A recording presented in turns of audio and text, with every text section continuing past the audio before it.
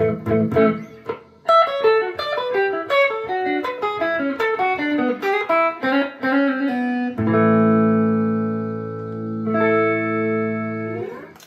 folks, what's going on today? I hope everybody's doing really good.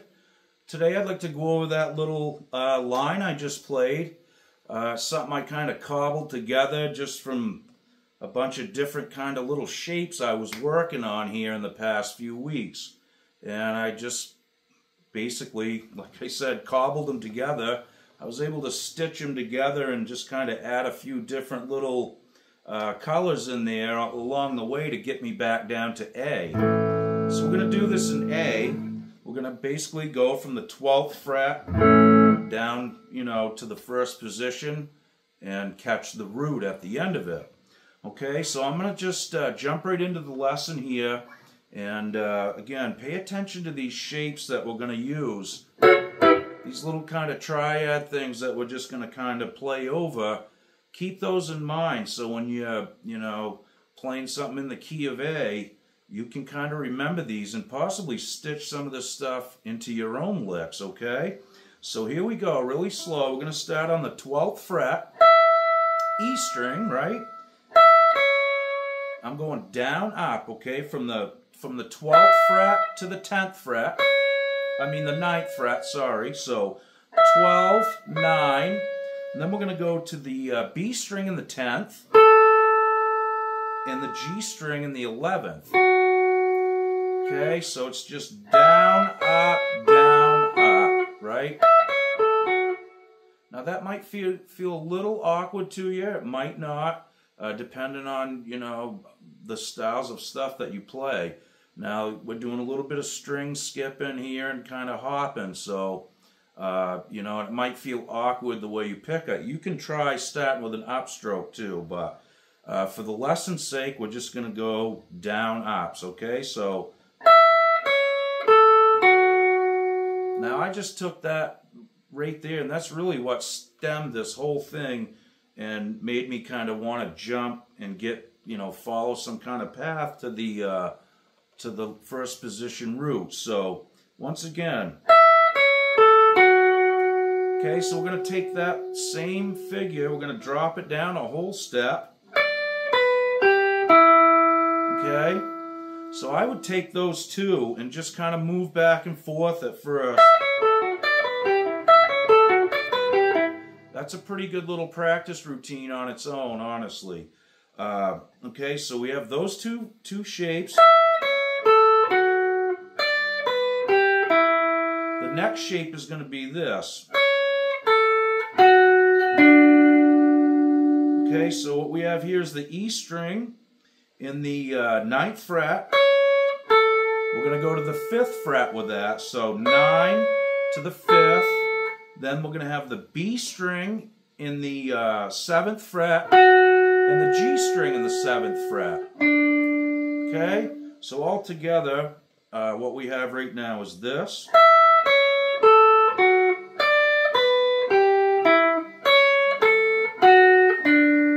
Okay, here's the next move. We're going to play the same shape that we started with. We're going to start with that pinky on the 7th fret. Okay, so let's add that one on. Right? Same thing we did here. Okay, so let's put them all together. All four little figures together will sound like this.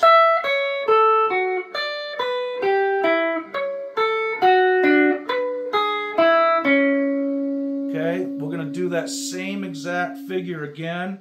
We're going to start with that pinky on the 5th fret, okay, which is A. And then we're just going to have that E, B, and G. Again, same thing. Okay, so let's add that one on.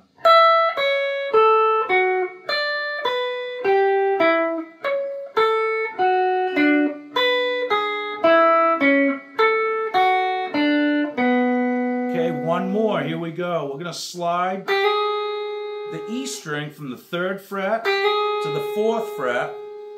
And then you could actually slide the B string. We're going to hit it open after that, sorry. So slide the E from the 3rd to the 4th. Open. Then we could do this. Slide the B from the 1st to the 2nd. Pull the B off. Then you have the A chord. So basically like that. Alright? So all together really slow.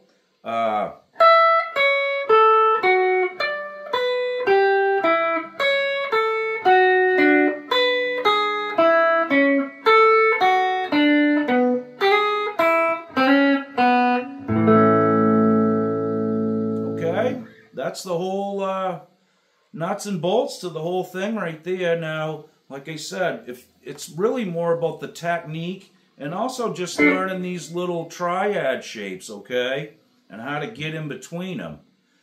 So, you know, again, first I would start with the technique, maybe.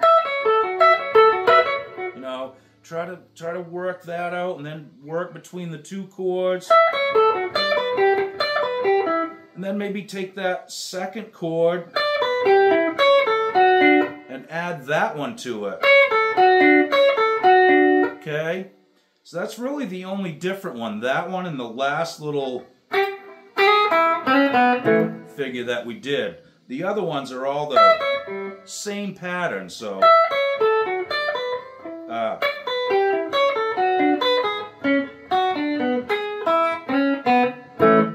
So, you know, again, I just kind of messed that up a little bit, but I've been playing it a little bit faster. I was kind of working on this today, but I didn't want to play it fast. This isn't about showing off or anything like that. I have really nothing to show but what I know and don't know, obviously, but I thought it was a cool little line. Now, you can take that same thing and transpose that if you'd like. So if you wanted to do it in B, you could just start a whole step up, use the same shapes, and root it, you know, down in the 1st position here if you'd like, and so forth. So it's not just a one-trick lick, you know. It can be used across the fretboard in different keys, and, you know, that's a lot of bang for your buck once you get that down. Because those shapes, like I said, are going to come in handy for you along the way. So once you know these shapes and you know they work, you can always link this to something that you already know, you know. Take another pattern that you've already learned and try linking that into it, or, you know, or play it different. You know, I twist these all around and try to play them backwards, forwards. You know, try to find some notes that are close to the notes that I'm playing to. So that way I can give it a minor feel or a major feel or some kind of, you know, different flavor using the same shape, really. You know, you really can take one little shape and one little pattern and turn it into, you know, 30 different licks if you approach it like that. You know, just take one thing, play it forwards, play it backwards, play it, you know, in a different picking pattern, you know, make it swing, make it not swing, play it fast, play it slow. There's all kinds of, you know, and those are just the basics, obviously, but even if you take those basic little things I just spoke of and try it, it will usually turn into something new or something of your own, just because of the way you play. So, you know, I'm not trying to pass these licks along and say, play them exactly like I play them. I'm just passing you the information, and, you know, if you play them the way I did, that's fine too, but I'm just hoping that it, like, you know, even one of those little shapes may take you on your own journey. And that's really what it's all about here. So, again, this was kind of a simple one. I've been working on this kind of stuff for a few weeks. You know, awkward picking patterns and stuff. I'm really kind of lacking in that. I haven't done it for a long time. And, you know, I play with my fingers a lot, so I really have to stop and take a few days and work out some good picking patterns to keep that in check too, because, you know, I want to have all the tools available when I'm playing. So if I need to use my fingers playing a song, or if it's just picking, strumming, I want to have that all, you know, those skills all honed and sharp if I can. But sometimes I lax on it too. So, like I said, I've been working on this kind of picking for a few weeks. Not, you know, hardcore, but every day